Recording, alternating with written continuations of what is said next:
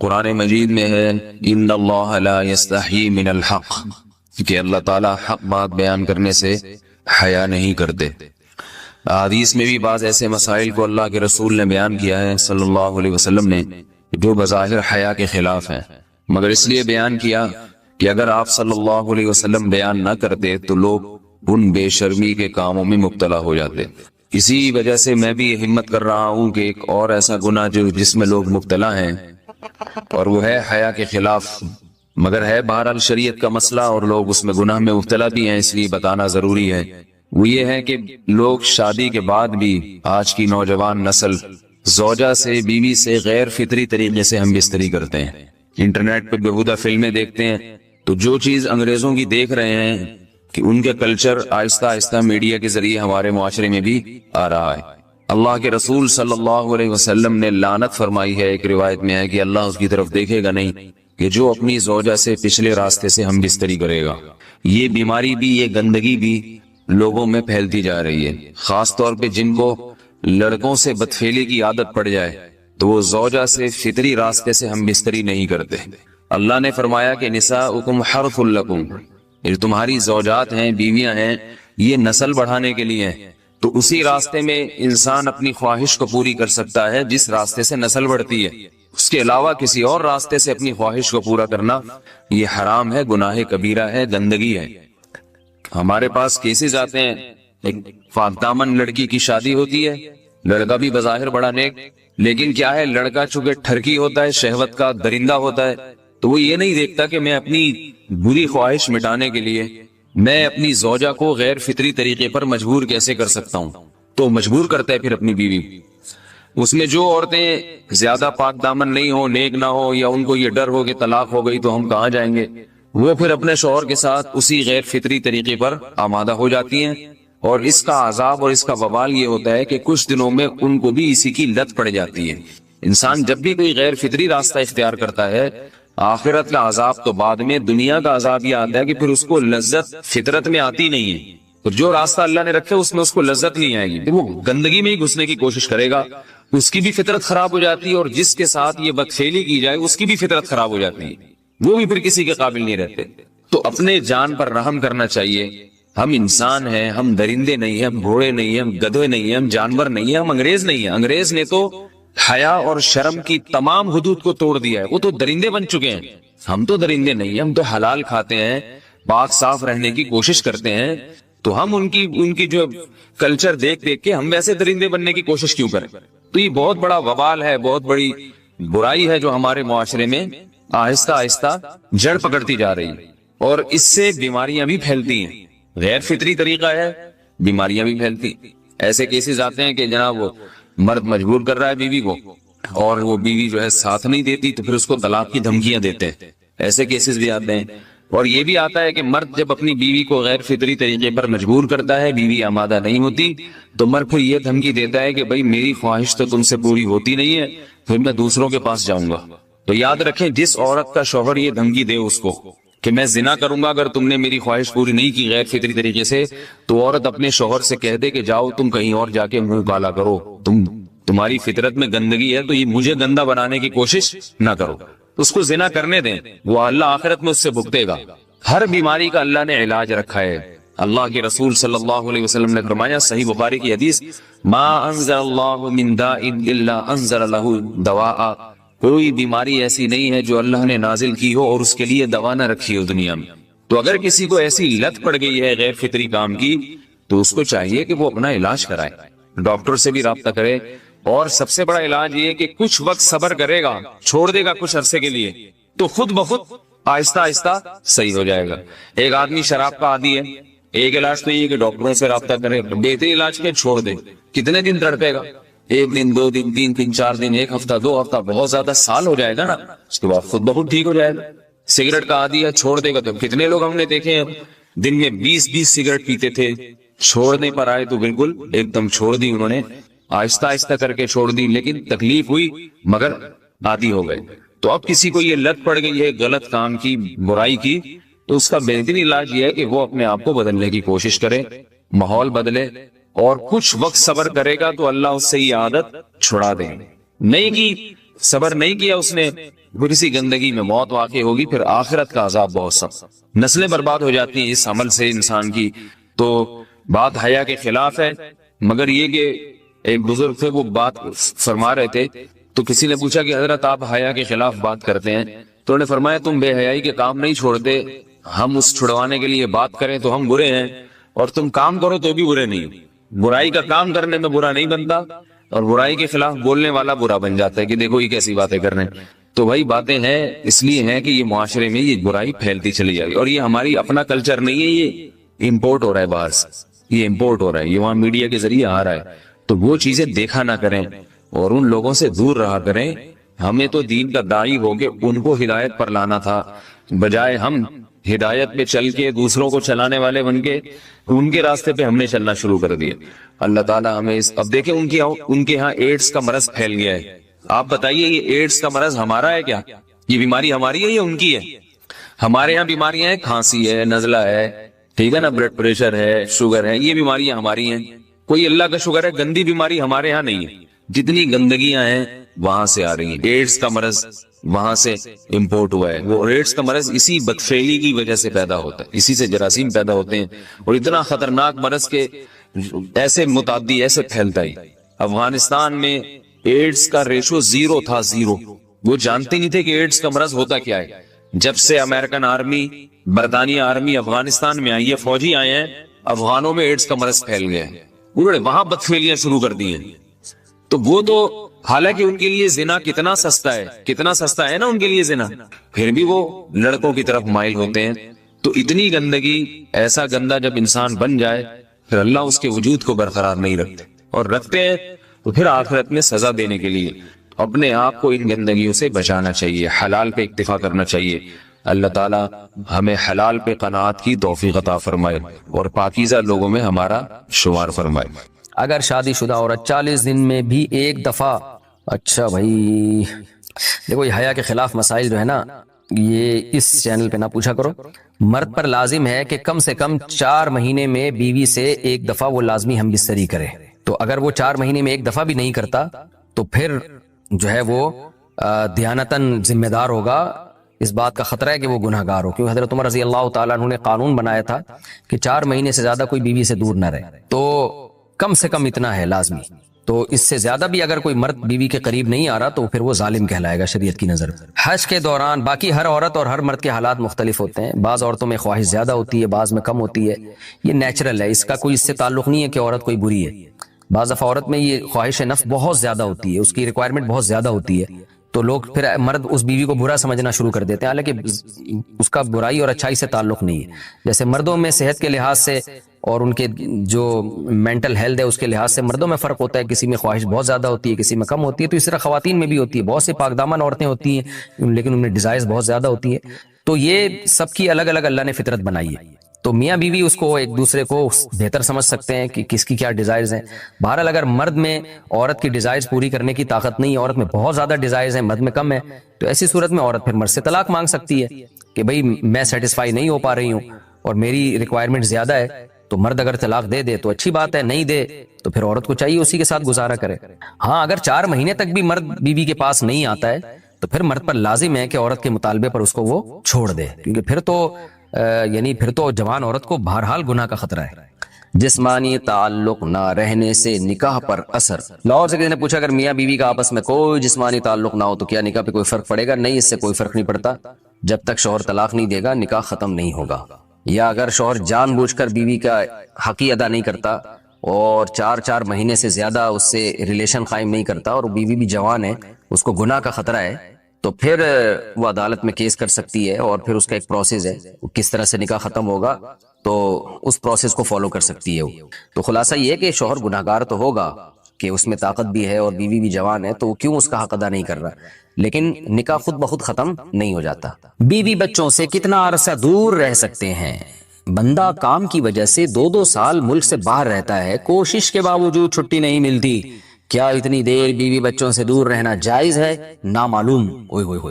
بھائی دیکھیں، ایک تو ہے حضرت عمر رضی اللہ تعالیٰ عنہ کا مشہور واقعہ ہے کہ آپ نے کچھ خواتین سے پوچھا تھا کہ عورت کتنا صبر کر سکتی ہے مرد کے بغیر، تو بعض صحابیات نے بتایا کہ 4 مہینے. تو حضرت عمر نے قانون بنایا کہ جو مجاہدین محاذ جنگ پہ لڑ رہے ہیں 4 مہینے سے زیادہ دور اپنی بیویوں سے نہیں رہ سکتے. تو اس اصول کا تقاضا یہ ہے کہ وہ زمانہ بھی پاک دامنی کا زمانہ تھا، نیک لوگ تھے، تو اصول یہی ہے کہ 4 مہینے انتہا ہے عورت کے صبر کی. تو ایک نارمل عورت کے لیے اس سے زیادہ صبر کرنا مشکل ہوتا ہے، تو اس لیے بہتر یہی ہے، قانون یہی ہے کہ 4 مہینے سے زیادہ دور نہیں رہنا چاہیے. اور قرآن نے بھی یہ حکم دیا ہے کہ اگر کوئی قسم اٹھا لے کہ بیوی کے پاس نہیں جائے گا، قسم اٹھا لے، ایسا ہی نہیں بلکہ قسم اٹھا کے، تو پھر 4 مہینے میں طلاق واقع ہو جاتی ہے. بعض فقہا کے نزدیک عورت کو طلاق کا اختیار ہو جاتا ہے عدالت کے ذریعے، بعض کے نزدیک ہو جاتی ہے طلاق. تو اس سے بھی پتہ چلتا ہے، قرآن سے بھی اشارہ ملتا ہے کہ 4 مہینے جو ہے یہ ایک انتہائی مدت ہے ایک نارمل عورت کے لیے. تو اس زمانے میں تو اس کی اہمیت اور زیادہ بڑھ گئی ہے. وجہ اس کی ہے کہ بے حیائی، موبائل، انٹرنیٹ پر بیہودہ چیزیں، یہ سب چیزیں انسان کی شہوت کو بڑھاتی ہیں، مرد کی بھی اور عورت کی بھی. تو اس لیے بھائی میں تو آپ کو مشورہ نہیں دے سکتا کہ آپ 2-2 سال بیوی سے دور رہیں. میں بدگمان نہیں ہو رہا، بہت سے لوگ 4-4 سال دور رہتے ہیں، ان کی بیویاں بھی پاک دامنی کے ساتھ زندگی گزارتی ہیں، خود بھی بڑے نیک شریف بن کے زندگی گزارتے ہیں. بہت سے ایسے لوگ الحمدللہ ہمارے معاشرے میں ہیں. لیکن بہرحال اس کلچر کو، اس رواج کو فروغ نہیں دیا جا سکتا، اس کو اپریشیٹ نہیں کیا جا سکتا شریعت کے لحاظ سے بھی، عقل کے لحاظ سے بھی. 2 سال تک مرد کے لیے صبر کرنا کتنا مشکل کام ہے. وہ کھا بھی رہا ہے انڈے پراٹھے اور جناب کھانا پینا اسی سٹائل میں چل رہا ہے، یا تو روزے رکھ کے اپنے آپ کو آدھا کر دیا اس نے. تو سوال عورت کے ساتھ مرد کا بھی تو ہے نا. مرد نے تو قوت اور شہوت اللہ نے اور بھی زیادہ رکھی ہے، تو وہ کیسے صبر کرے گا؟ مرد کی جو قوت برداشت ہے وہ فقہا نے اور اطباء نے بیان کی 1 مہینہ ہے. تو 2 سال تک بیوی سے دور ہیں. میں پھر بھی بتا دوں، میں بدگمان نہیں ہو رہا کہ جو دور ہیں آپ ان کے بارے میں برا سوچنا شروع کر دیں، لیکن بہرحال یہ اپنے آپ کو فتنوں میں ڈالنے کے مترادف ہے. اس لیے ایسی جاب نہ کریں. 2-2 سال تک بیوی سے دور ہیں، یا تو بیوی کو ساتھ لے کر جائیں یا بیوی کے ساتھ ہی رہیں. کہیں ادھر ہی کم پیسوں میں انسان گزارا کر لے بیوی بچوں کے ساتھ، یہ زیادہ اچھا ہے زیادہ پیسوں کی لالچ میں بیوی بچوں سے دور رہنا. باقی بیوی آپ کی راضی ہے اس جاب پہ، یا آپ کے پاس کوئی آلٹرنیٹ ہے ہی نہیں، آپ جاب چھوڑ کے آئیں گے تو آپ کو لالے پڑ جائیں گے کھانے پینے کے، تو ایک مجبوری ہے. مجبوری کے حکام الگ ہوتے ہیں، لیکن نارملی اس کی بہرحال ترغیب نہیں دی جا سکتی. دیکھیں قرآن مجید میں اللہ نے ارشاد فرمایا نا، یوم یفر المرء من اخیہ وامہ وابیہ وصاحبتہ وبنیہ. قیامت کے دن کی ہولناکیوں کو اللہ نے بیان کیا کہ انسان اپنے باپ سے دور بھاگے گا، بیٹے سے دور بھاگے گا، بھائی سے دور بھاگے گا. جہاں بیوی کا تذکرہ آیا تو یہ نہیں کہا کہ بیوی سے دور بھاگے گا، بلکہ فرمایا اس سے دور بھاگے گا جو اس کے ساتھ رہا کرتی تھی، یعنی صاحب کہتے ہیں ساتھ رہنے والے کو، صاحبہ سے دور بھاگے گا. تو اس سے پتہ چلتا ہے کہ قرآن میں اللہ نے بیوی کو جو ڈیفائن کیا ہے نا، اس کی جو صفت بیان کی ہے وہ یہ کہ جو آپ کے ساتھ رہتی ہے. تو جب شادی ہو گئی تو سمجھو بیوی پھلترو کی طرح چپک گئی ہے آپ کے ساتھ، جہاں جاؤ گے آپ کے ساتھ جائے گی. تو قرآن سے بھی اشارہ ملتا ہے کہ بیوی سے ساتھ رہنے کی چیز ہے. اب آپ 2-2 سال، پھر ایک دفعہ تھوڑی ہوتا ہے کہ 2 سال کے لیے چلے گا 2 سال بعد واپس آئے. جو باہر جاب کرتے ہیں وہ تو پھر آئے 1 مہینے بعد پھر 2 سال کے لیے چلے گا، ان کی تو ساری جوانی باہر ہی گزر جاتی ہے. تو اس لیے مجھے یہ بہرحال سمجھ میں نہیں آتا ہے، شریعت کی روح سے یہ پسندیدہ کام نہیں ہے. بہت سخت مجبوری ہے تو ایک الگ بات ہے، لیکن اچھا کام نہیں ہے. غربت میں انسان بیوی بچوں کے ساتھ گزارا کر لے، یہ زیادہ بہتر ہے اس دولت سے جس میں انسان بیوی بچوں سے ہی دور ہو. کیا کرنا ہے ایسی دولت کا کہ آپ اپنے بیوی بچوں سے گھر بار سے دور ہیں. انسان جو شریف آدمی عزت دار آدمی ہے اس کو تو گھر میں سکون ملتا ہے بھائی. عورت کا شوہر کے بغیر سسرال میں رہنا. اگر شوہر کام کے لیے گھر سے دور ہو، بیوی سسرال میں شوہر کے بغیر رہتی ہو، پردے کا کوئی لحاظ نہیں ہے، اس صورت میں بیوی کے لیے کیا حکم ہے؟ شوہر کے ساتھ رہے یا سسرال میں؟ اگر شوہر ساتھ نہیں رکھتا بلکہ اپنے گھر والوں کے ساتھ رہنے پر مجبور کرے تو بیوی کیا کرے؟ طارق صاحب اسلام آباد سے. دیکھیں شوہر اگر جاب کے لیے گیا ہے 8-8 مہینے 1-1 سال بعد گھر آتا ہے، تو اصل مسئلہ تو یہ ہے کہ جہاں شوہر رہے گا بیوی وہیں رہے گی. شوہر کو چاہیے کہیں بھی گیا ہے اتنے لمبے سفر کے لیے تو بیوی کو ساتھ لے کے جائے. اس پر میں کئی بار دلائل دے چکا ہوں، قرآن سے بھی حدیث سے بھی، ان دلائل کو میں ریپیٹ نہیں کروں گا. اس میں شوہر کو بھی فائدہ ہے، بیوی کا بھی فائدہ ہے. گناہ سے دونوں بچیں گے، فتنے کا اندیشہ کم ہوگا. اتنے عرصے اس دور میں بیوی سے دور رہنے میں انسان میں خطرہ ہوتا ہے کہ گناہ میں مبتلا نہ ہو جائے. اور پھر بیوی کے ساتھ ایک نوعیت کی ظلم اور زیادتی بھی ہے کہ آپ 8-8 9-9 مہینے اس کو چھوڑ کے چلے جاتے ہیں، تو یہ یعنی اس کی بیچاری کی بھی تو جوانی ساری برباد ہو جاتی ہے، پوری شوہر کے بغیر جوانی گزرتی ہے. تو اس لیے اصل حکم تو یہی ہے، شوہر جہاں رہے گا بیوی اس کے ساتھ رہے گی. لیکن بعض غریب لوگ ہوتے ہیں ان کے پاس وسائل نہیں ہوتے، سعودی عرب میں مزدوری کی جاب کر رہا ہے، وہ بیوی کو ساتھ رکھ نہیں سکتا. اگر رکھے گا تو خرچے اتنے بڑھ جائیں گے کہ وہ کمائے گا کیا پھر. بعض لوگ مجبور ہوتے ہیں، دبئی میں رہ رہے ہیں، کہہ رہے فلیٹوں کا کرایہ اتنا ہے، بیوی کو یہاں رکھا تو بھائی ہم بچے گا ہی کچھ نہیں ہمارے لیے. تو ایسی شدید مجبوری میں پھر میاں بیوی کمپرومائز کر سکتے ہیں، بھائی میں مجبور ہوں کمانے کے لیے جا رہا ہوں، تمہیں بھی پتا ہے میں اگر یہاں رہوں گا تو وہی کھانے کے لالے پڑیں گے، تم ہی مجھے تنگ کرو گی پھر. تو ایسی صورت میں پھر بیوی سسرال میں رہے یا میکے میں رہے. تو اصول تو یہ ہے کہ جہاں شوہر چاہتا ہے وہاں رہے، اصولی بات تو یہ ہے، کیونکہ جب رخصت ہو کے آ گئی ہے وہ سسرال کی امانت ہے نا. ہر آدمی چاہتا ہے کہ بھئی میری بیوی میرے والدین کے ساتھ رہے، یہی ہمارا کلچر ہے، اور شریعت میں اس کے ناجائز ہونے کی کوئی دلیل بھی نہیں ہے. اور میاں بیوی کے بہت سے معاملات عرف متعین کرتا ہے، تو ہمارے عرف میں یہی ہوتا ہے کہ بیوی پھر سسرال میں رہتی ہے، رخصت ہو کے آ گئی ہے وہ. تو اس میں اصل حکم تو یہی ہے کہ شوہر جہاں چاہ رہا ہے وہاں رہے. اگر شوہر چاہ رہا ہے کہ میرے ماں باپ کے ساتھ رہو تو پھر عورت کو جائز چیزوں میں شوہر کی اطاعت اس پر لازم ہے، اس کو چاہیے کہ وہ شوہر کے وہاں رہے جہاں اس کے ماں باپ ہیں.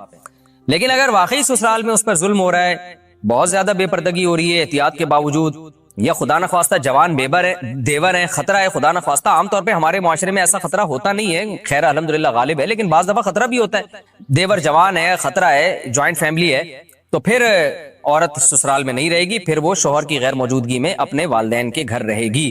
پھر ایسی صورت میں شوہر کو بھی چاہیے کہ وہ بیوی کو فورس نہ کرے، اپنے دیوروں کے ساتھ رہنے پر مجبور نہ کرے. اس میں فتنے کا اندیشہ بہت زیادہ ہے. نبی صلی اللہ علیہ وسلم نے فرمایا الحم وہ موت، یعنی موت کی طرح دیور کو قرار دیا گیا ہے احتیاط کے معاملے میں.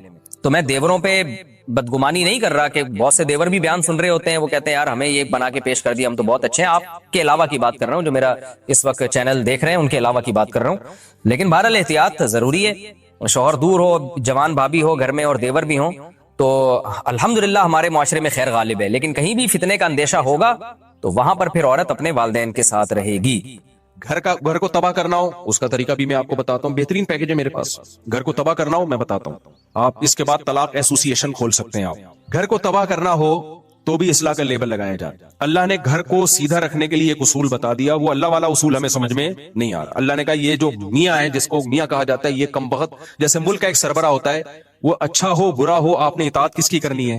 سربراہ. اب ہم لال بتی پہ سگنل توڑ دیں، بولیں کہ ہمارے صدر مملکت چونکہ سرداری ہیں اور کسی کو وزیر اعظم شہباز شریف سے بھی اختلاف ہو سکتا ہے، تو یہ دونوں ہمارے حکمران ہیں، میں ان کے قانون کو مانتا ہی نہیں، لہٰذا میں ریاست کو مانتا ہی نہیں، میں لال بتی توڑتا ہوا جاؤں گا. تو یہ لاجک کی بات ہوگی؟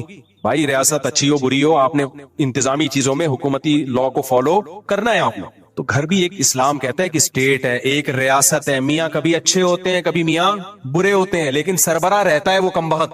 عورت یہ کہہ کے اپنے شوہر کی اطاعت سے جان نہیں چھڑا سکتی کہ میرا میاں اچھا نہیں ہے. چلے گی بھائی گھر میں کس کی؟ میاں کی. اب خواتین کو اصلاح کے نام پہ فساد میں ڈالا جاتا ہے.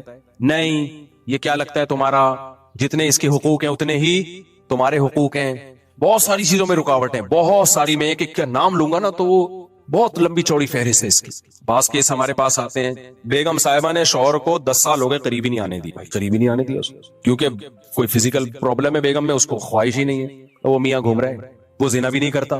بیگم نے کہا دوسری شادی کر لو، کہ میرے پاس پیسے ہی نہیں ہے نا، مجھے کوئی رشتہ دے گا نا، میرے پاس گھر کا انتظام ہے.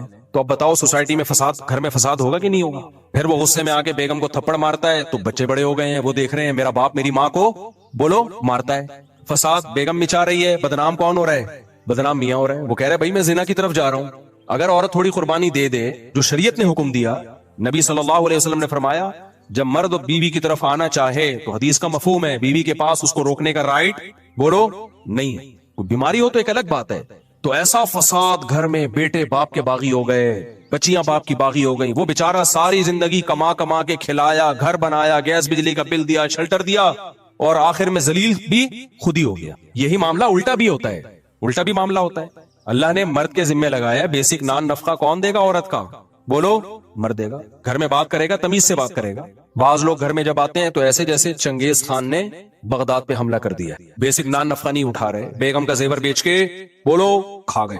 اب جب گھر میں لڑائی ہوتی ہے، چیخو پکار، تو پھر اسلام نے جو شوہر کو حقوق دیے وہ پیش کرنا شروع. اسلام یہ کہتا ہے کہ عورت شوہر کے سامنے مت چیخے. جیسے ایک ٹک ٹاکر کا بھی آیا ہے نا، ایک ٹک ٹاکر کا آیا ہے ابھی بیان، اپنی بیوی کو میڈیا پہ بدنام کر رہا ہے اور کہہ رہا ہے کہ اسلام میں 4 شادیاں فرض ہیں. اگر وہ 4 شادی کا لفظ استعمال نہ کرتا نا تو میں یہ بات ابھی آپ کے سامنے نہ کرتا، لیکن وہ 4 شادیوں کو بدنام کر رہا ہے. کہتے اسلام میں 4 شادیاں فرض ہیں اور میری بیوی کیونکہ بہت سادہ ہے، بہت دیسی ہے، مجھے اس میں رغبت نہیں ہے، اور ایسی ہے اور ویسی ہے، فلانی ہے ڈمکانی ہے، لہذا میں اس کو طلاق دے کے 4 شادیاں کروں گا. کسی ماڈرن سے کس قدر بے غیرتی ہے اپنی بیوی کو میڈیا کے سامنے ذلیل کرنا. میں اس لیے بیان کر رہا ہوں کہ ایسے لوگوں کو میرے کھاتے میں نہ ڈالا جائے کہ مفتی صاحب کے 4 شادیوں پہ بیانات کا ہی اثر ہے. نا یہ ٹھرک ہے جس پہ لیبل کس کا لگایا جا رہا ہے؟ 4 شادیوں کا. جب بھی کوئی میڈیا پہ آ کے شوہر اپنی بیوی کو ذلیل کرے یا عورت اپنے شوہر کو، تو یہ مت دیکھا کرو ان میں صحیح کون ہے غلط کون ہے، یہ الزام صحیح غلط ہے. آپ ان سے بولو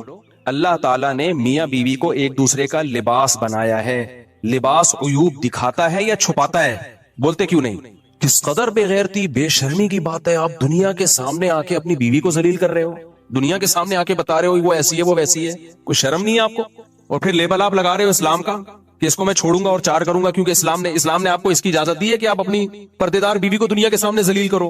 تو ایسے لوگوں کا بائیکاٹ کرنا چاہیے. اور ماڈرن لڑکیوں سے شادی کا جس کو شوق ہے نا وہ دوستیاں لگا لے. وہ شادی بولو, اسلام جب 4 کی آپ کو ترغیب دیتا ہے تو اسلام میں ترغیب ماڈرن اور بے پردہ لڑکیوں سے شادی کی ہے یا پردے دار سے شادی کی ہے, حیادار سے شادی کی؟ اچھا, جس چیز کو وہ برائی کے طور پر پیش کر رہے ہیں نا میری بیوی میں یہ برائی, وہ اصل میں اچھائی ہے. وہ کیا ہے؟ عورت کا سادہ ہونا تو اچھائی ہے. تو وہ سورہ نور کی آیتیں اب سمجھ میں آئی ہمیں. الطیبات للطیبین والطیبون للطیبات. اللہ کہتے ہیں پاکیزہ مرد پاکیزہ عورتوں کے لیے اور پاکیزہ عورتیں پاکیزہ مردوں کے لیے. والخبیثات للخبیثین والخبیثون للخبیثات. ناپاک مرد ناپاک عورتوں کے لیے اور ناپاک عورتیں ناپاک مردوں کے لیے. بالکل بہترین بات ہو گئی. جس کو سورہ نور کی آیتوں کا مطلب سمجھ میں نہ آتا ہو نا تو اس ٹک ٹاکر کو دیکھ لے, سمجھ میں آ جائے. تو میں ایسا کر رہا تھا کہ بعض دفعہ مرد اپنی بیسک ذمہ داری پوری نہیں کر رہا, پھر جب عورت چیختی ہے چلاتی ہے تو پھر اس کو اسلام کیا کہتا ہے؟ بیوی شوہر کی اطاعت کرے. اگر سردے کا حکم ہوتا تو بیوی کو حکم دیا جاتا. اس سے گھر میں فساد پیدا ہوتا ہے. بھائی بات کچھ اور ہے, آپ اس پہ لیبل کچھ اور لگا رہے ہو. تو خوب سمجھ لو اس پوری بات کا حاصل کیا نکلا کہ اپنی ذمہ داریوں کو نہ پہچاننا اور پھر ان ذمہ داریوں کو ادا نہ کرنا یہ فساد کا سب سے بڑا سبب ہے. سمجھتے ہو کہ نہیں سمجھتے؟ آپ کو پتا ہونا چاہیے میری ذمہ داریاں. آج کل لوگوں کو پتہ ہی نہیں میری ذمہ داریاں کیا ہیں. میری ذمہ داریاں کیا ہیں؟ جب آپ کو اپنی ذمہ داری ہی کا نہیں پتا تو آپ کو کیسے پتا چلے گا صحیح کون ہے غلط کون ہے؟ دیکھو ایک میں مثال دیتا ہوں. ایک بندہ آیا آپ کے پاس اور کہنے لگا 1 لاکھ روپے آپ مجھے دے دو. آپ اس کو منع کر دو گے تو کیا یہ ظلم کہلائے گا؟ نہیں کہلائے گا, کیونکہ آپ کو پتا ہے میں کوئی ذمہ دار تھوڑی ہوں اس کو 1 لاکھ روپے دینے کا. لیکن اس نے کوئی پرانی فائل نکالی اور اس نے کہا کہ آپ نے فلاں چیز مجھ سے خریدی تھی اور پیسہ دینے آپ بھول گئے تھے, تو یہ دیکھو اس کا ثبوت ہے, اور اس نے ثابت کر دیا کہ آپ کے ذمہ 1 لاکھ ہیں. اب 1 لاکھ روپے نہ دینا ظلم ہے یا نہیں ہے؟ تو نالج میں آ گیا آپ کے کہ بھائی یہ میری رسپانسبلٹی ہے, یہ میری ذمہ داری ہے, یہ تاوان ہے میرے اوپر. تو گھر میں جب کسی کو پتا ہی نہ ہو کہ میری حدود کتنی ہے, میری ذمہ داری, مجھ پر جو لائبلٹیز ہیں وہ کیا ہیں اور سامنے والی پر کیا ذمہ داری ہے, تو اس ذمہ داریوں کے تعین کے بغیر کسی گھر میں کبھی سکون آ سکتا ہے؟ بولو نہیں. اور لبرل لوگوں کے ہاں سب سے بڑا مسئلہ یہی ہے, ان کمبختوں کو بیچاروں کو پتہ ہی نہیں ہوتا کہ میری ذمہ داری کیا ہے اور میری وائف کی ذمہ داری کیا ہے. کیونکہ یہ آدھے مسلمان سوسائٹی کو لے کے چل رہے ہوتے ہیں, آدھے گوروں کو لے کے چل رہے ہوتے ہیں, نہ ادھر کے نہ ادھر کے. ان کے ہاں عورت کو آزادی وہ چاہیے جو انگریزوں کی عورتوں کو ہوتی ہے, لیکن خرچہ پورا شوہر سے چاہیے. سمجھ رہے ہیں کہ نہیں سمجھ رہے ہیں؟ حالانکہ ان کے ہاں عورت مکمل آزاد ہوتی ہے لیکن گرل فرینڈ کی طرح اپنے شوہر کے ساتھ رہتی ہے. وہ اس کو وسیم صاحب سے بھی, استغفر اللہ, یہ والے وسیم نہیں, انگریزوں کے جو مائیکل ہیں ان سے بھی اس کو ریلیشن کی اجازت ہے. اور ادھر تو شوہر ہے اس پہ وہ بھی آزاد ہوتا ہے ذمہ داریوں سے, کسی قسم کی بیوی پہ بھی پابندیاں نہیں لگا سکتا. تو اتنا آزاد ہے کہ وہ بیوی پہ پابندی نہیں لگا سکتا, لیکن بیوی اس کی رسپانسبلٹی بھی نہیں ہوتی. سمجھ رہے ہو؟ اس کے ذمہ نہیں ہے بیگم کو اپنے خرچے پہ چائے بھی پلائے ہو, بیمار ہو جائے تو اس کا علاج کرے, یہ اس کے ذمہ نہیں ہے. تو ہمارا جو سیکولر لبرل طبقہ ہے اس میں عورت کو آزادی چاہیے انگریز عورتوں والی, خرچہ چاہیے مسلمانوں والا, اسلام والا شوہر سے. اور ان لبرل مردوں کو بیوی کو باؤنڈ کرنا ہے اس طریقے سے جیسے اسلام نے بیوی کو باؤنڈ کیا ہے, شوہر کی اطاعت کرے. لیکن بیوی کے حقوق سے آزاد ایسے ہونا ہے جیسے انگریز آزاد ہیں. بنے کیوں کر جو ہو سب کار الٹا, ہم الٹے یار الٹا بات الٹی, ہم الٹے بات الٹی یار الٹا. مہتاب رائے ایک شاعر گزرا ہے, اس نے کہا میرے نام میں مہتاب میں ہم بھی الٹا تو مہ بن گیا, بات الٹی تو تاب بن گیا, رائے الٹی تو کیا بن گیا, یار بن گیا. تو ہم بھی الٹے, بات بھی الٹی, یار بھی الٹا. ہمارا نام میں تو ہر چیز ہی الٹی ہے, تو بنے کیوں کر جو ہو سب کام الٹا. نہیں آئی میرا خیال ہے بات. رنگی کو نارنگی کہیں, تند مال کو کھویا. چلتی کو گاڑی کہیں, آگے شاعر کا نام میں بھول گیا, دیکھ کے شاعر رویا, شاعری لگا دیتا ہوں. رنگی کو نارنگی کہیں, جو اتنی کلرفل چیز ہوتی ہے نارنگی, اس کو کیا کہتے ہیں, جو رنگ والی ہوتی ہے اس کو نارنگی بولتے ہیں, یعنی رنگی نہیں. اور تند مال, جو خوب دودھ کو پکا پکا کے اس کا جو مال نکالا جاتا ہے اس کو کہتے ہیں کھویا, یعنی کچھ بھی نہیں آیا اس میں. حالانکہ اسی اصل تو یہی تھا دودھ میں, اس کے بغیر دودھ نے سب کچھ کھو دیا, لیکن اس کو کھویا کہہ رہے ہوتے ہیں. اور جو چیز ہمیشہ چلتی ہے اس کو کہتے ہیں گاڑی, یعنی گاڑ دیا زمین میں اس کو. تو کہتے ہیں جب شاعر نے یہ سب کچھ دیکھا تو رویا کہ یار یہ مارکیٹ میں ہو کیا رہا ہے.